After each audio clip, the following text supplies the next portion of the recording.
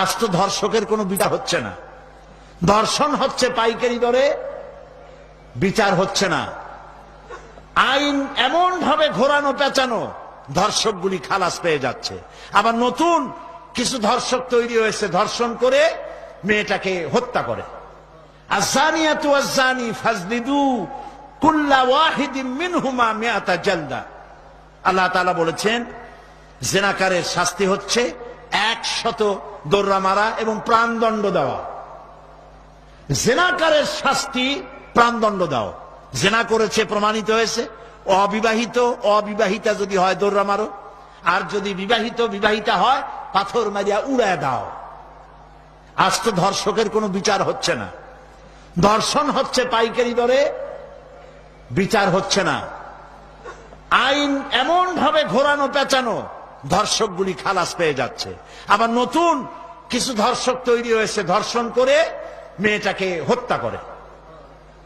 নাউজুবিল্লাহ, বলেন নাউজুবিল্লাহ। এগুলো মানুষ না, এগুলো জানোয়ার। মনে রেখো, তুমি যার মেয়ে, কারো মেয়ে অথবা কারো বোন অথবা কারো বউকে যদি এইভাবে বেইজ্জত করে থাকো, তোমার বউ, তোমার বোন, তোমার মেয়ে অক্ষত থাকবে না। এই ধরনের তাদের উপরও ধর্ষণ হবে। বলেন নাউজুবিল্লাহ, বলেন নাউজুবিল্লাহ।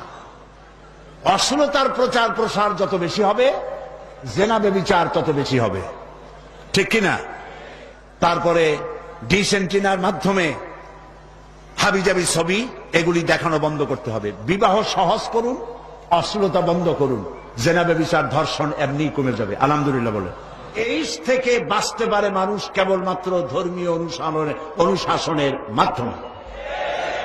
জেনা নিজের স্ত্রী ছাড়া কোন মেয়ে লোক অথবা কোন পুরুষ, কোন মেয়ে লোক নিজের স্বামী ছাড়া আর কোন পুরুষ নিজের স্ত্রী ছাড়া যৌন সম্পর্ক স্থাপন করলেই এইডস রোগের সম্ভাবনা 100%।